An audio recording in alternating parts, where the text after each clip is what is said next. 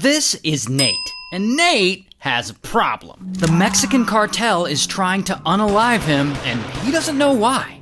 So here's how this all started. One day, Nate's at work. He works security for an engineering company, and he meets this woman, who we'll call Z. And Nate thinks Z is fine. And so they start flirting, and soon they start hooking up outside of work and secretly meeting at hotels to smash. Here's the thing about Nate, though. Bro already has a girlfriend. His girlfriend is this woman, Ermalinda. And Nate and Ermalinda have been together for years. And now here's the thing about Z. Z is also in a relationship. She's actually married with 2 kids. And I don't know exactly how Ermalinda finds out, but eventually she discovers that Nate's been cheating on her with this woman at work, Z. And she is pissed.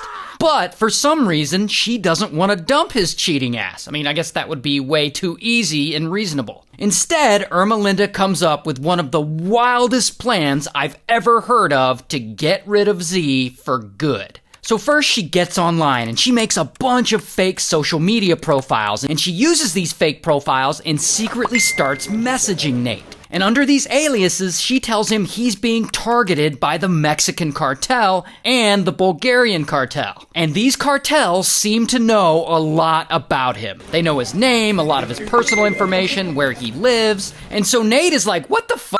He doesn't know how he got mixed into some real cartel shit.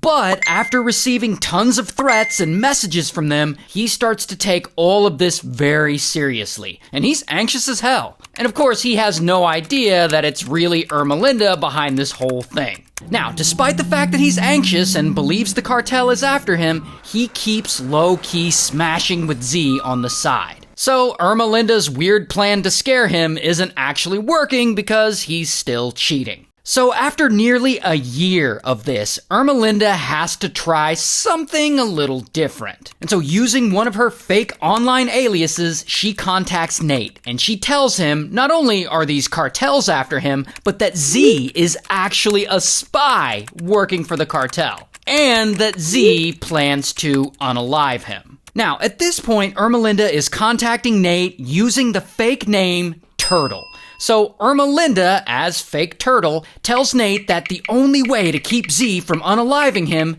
is to unalive her first. And Nate hears this plan and he's like, alright. And so Nate and his new online friend, Fake Turtle, they research the layout of Z's house, because their plan is to break into her house, unalive her, and make it all look like a robbery gone wrong.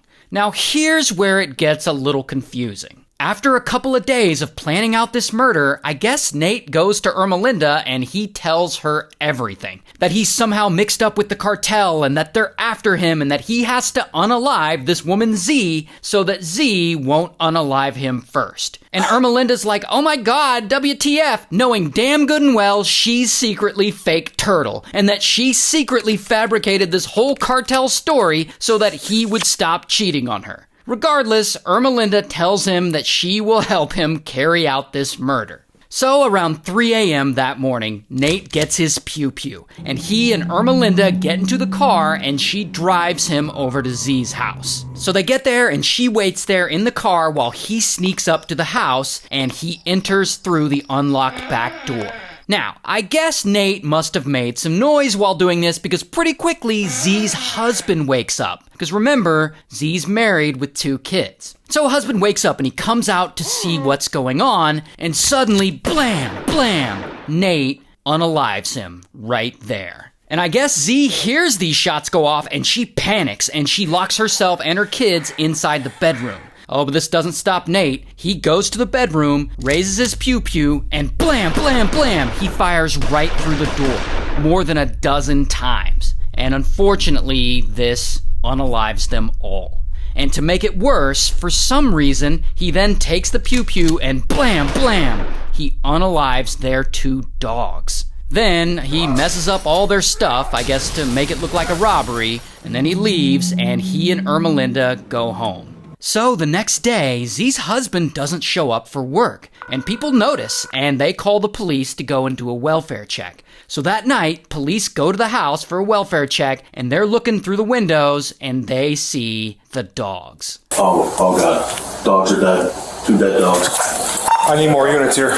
And then, of course, they go inside, and they find the rest of the family. And so, bam, police start investigating, and they search Z's phone, and they find a ton of messages between her and Nate, and almost immediately they figure out that these two were secretly smashing. The next day, police show up to Nate's work to question him, and they ask him to hand over his phone, and he's like, how about I bring you my phone later? How about this? How about I come see you guys later today after work or something like that? Because I got other in there that I don't necessarily want you to be like looking at, you know what I'm saying? And of course, he denies being involved in any of this. I gotta ask, did you have anything to do with this? But at the same time, police go and they talk to Ermalinda, and they get her in the police car and they question her. And she plays completely dumb, and she acts like she's just finding out that Nate was cheating on her. You didn't know what? That he was having an affair. Okay. When did you find that out? Right now? Right now. But police, they're not buying it. They know something's not right. Did you go anywhere Saturday night then? No, I was home. Well, it wasn't night. It was afternoon. No, I did not. I was here. Are you telling me the truth? Yeah. 100%? Yeah. You wouldn't be covering for Nate at all? No, he was here. And so Nate and Ermalinda, they wait while police continue investigating them. But they know they're screwed and that they'll eventually be in prison for the crime they committed. So they're like, F it, let's skip town. And they flee and they drive from Illinois all the way down to Catoosa, Oklahoma. Meanwhile, police, they launch a nationwide manhunt looking for them. And pretty quickly, they're spotted shopping at a Walmart in Catoosa. And by the time they leave the store, police are on their way to confront them. But Nate and Ermalinda, they see them, and boom, they jump into their car and they speed away, and police chase after them. And so they pull out onto the highway, and this high-speed chase goes on for a while, but then Nate loses control of the car, and kaboom, he crashes into a median. And police pull up, and they've got him surrounded. Car's on fire! Get out of the car! And if you zoom in, you can actually see his SUV here crashed up against the median. But Nate isn't about to give up so easily. He knows he's caught, and he isn't sure what to do. So he does the only thing he can think of. He turns to Ermalinda, he points his pew-pew at her, and blam, he unalives her. Then he turns it on himself, and blam, he unalives himself too. And at the end of it all, police investigate, and they discover that Ermalinda was behind the whole fake cartel murder plot. But from what they found, it looks like poor Nate, he never figured it out. He actually died believing that the cartel was after him. It's wild.